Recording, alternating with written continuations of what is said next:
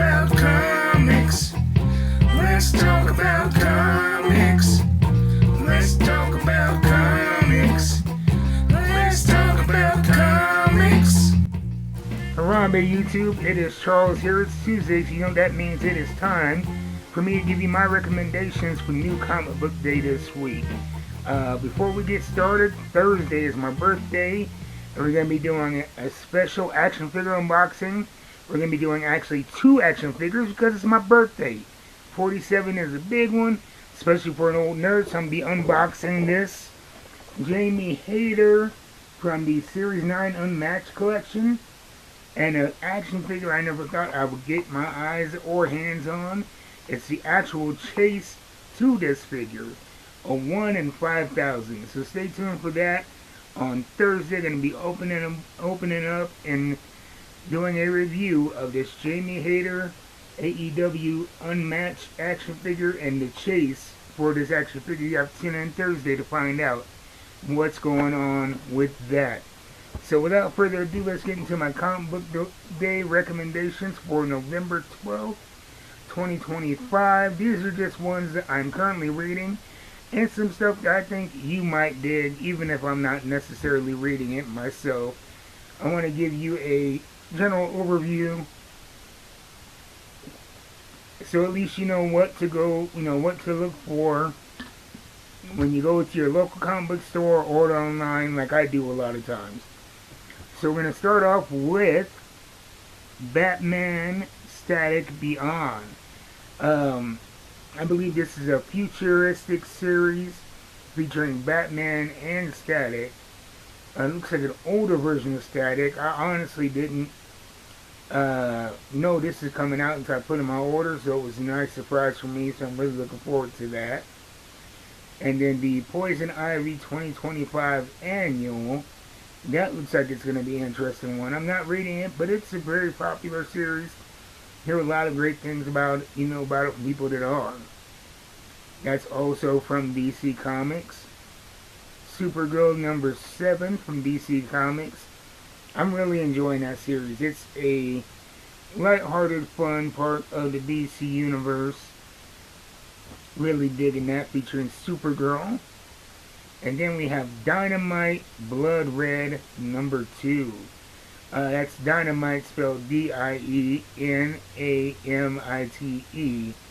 Blood Red. This, I believe, is the 3rd series of the Dynamite series.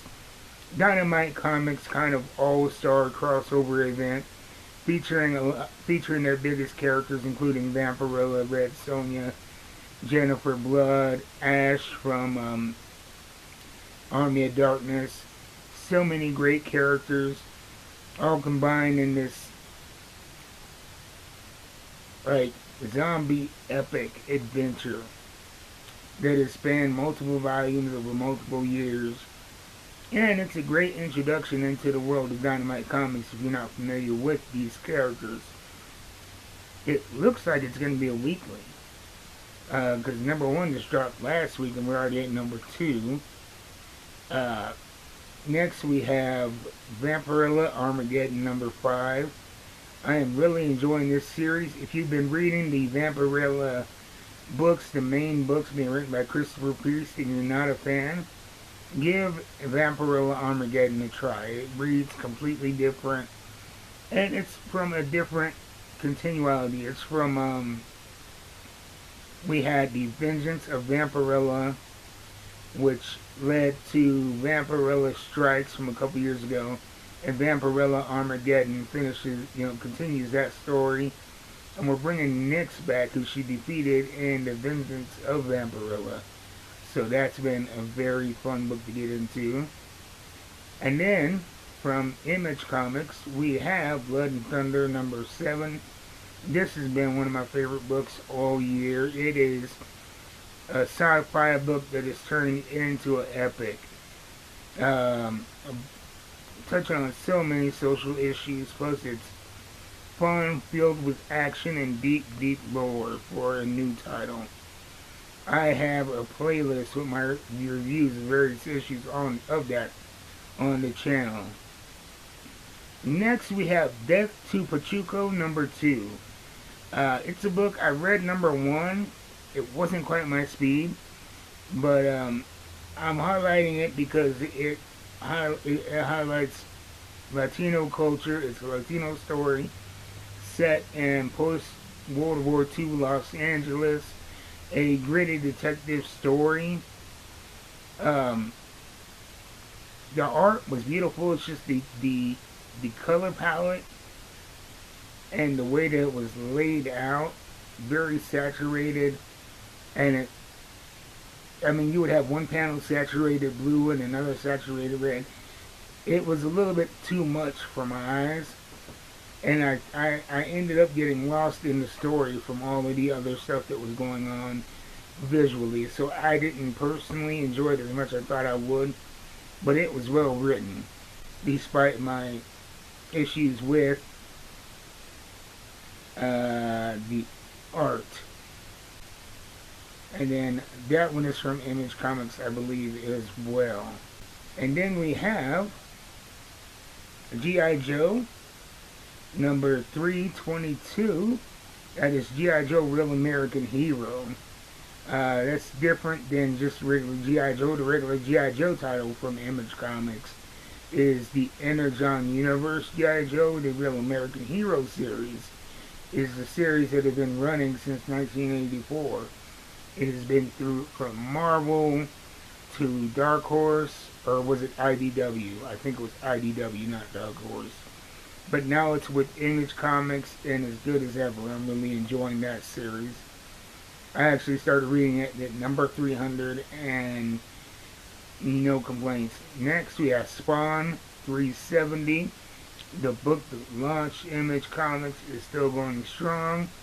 And now is the time to get on. They just finished one story arc, going into a whole nother story arc with a whole new dynamic between Spawn and the Scorched. Really, really good stuff going on right now in that universe. We have Witchblade, number 16. That's also from Image Comics. I really dig it. It started, the first, I would say, 12 issues were establishing Sarah Bazzini and the Witchblade, and right now they're really spinning off into their first non-lore building story. Sarah Bazzini actually working with the Witchblade to do her job as a police officer. And then we have Rob Liefeld's Youngblood is coming back. That's going to be from Image Comics, Youngblood number 1. I think I didn't order that. I'm going to pass on it for now because I got a bunch of back issues given to me from a friend. So I'm getting one or two of those and then decide if I want to check it out. And I mentioned as well, I have one more comic book, and we're going to talk about a couple of trade paperbacks. The last individual comic book I'm going to suggest is Conan the Barbarian number 26 from Titan Comics. Titan is really doing a great job with the Conan the Barbarian series. And then we're going to end off with two trade paperbacks. The first one is Gehenna Naked Aggression, the trade paperback. If you are a fan of dumb, vulgar action, it is a book for you. It's from Image Comics. It was a fun read, a little 4-issue run, but visually it was stunning and exaggerated and big. The action was all over the place. Just a very fun read. I can't suggest it enough. And then Blood and Thunder Volume 1 trade paperback is going to be hitting the shelves, so check that out. Like I said, I believe that this is going to be an epic science fiction story, and I've actually had interactions on Blue Sky with the writer and artist from Blood and Thunder, and they confirmed that they do have big plans for this series. They're really taking the time with lore building, yet keeping it fresh and fun. So I cannot suggest that enough. So check that out from Image Comics, Blood and Thunder Volume 1. And then also single issue number 7 is hitting the stores as well. So get that in your list. I can't suggest it enough. And I will see you guys next time. Like I said, we got big things this week, my birthday week. Tomorrow, I'll be doing my unboxing of the brand new comic books I'm getting from Midtown Comics. And then on Thursday, my actual birthday, we're doing action figure unboxings. That's right here, along with the chase figure of this action figure. And so, tune in Thursday, wish me a happy birthday. You want to give me a birthday gift, share that video, share this video. Let's get some more followers going on. Let me know in the comments what you guys think, what you guys want to see from this channel, and I'll see you next time. Until then, keep reading them books. I'm out.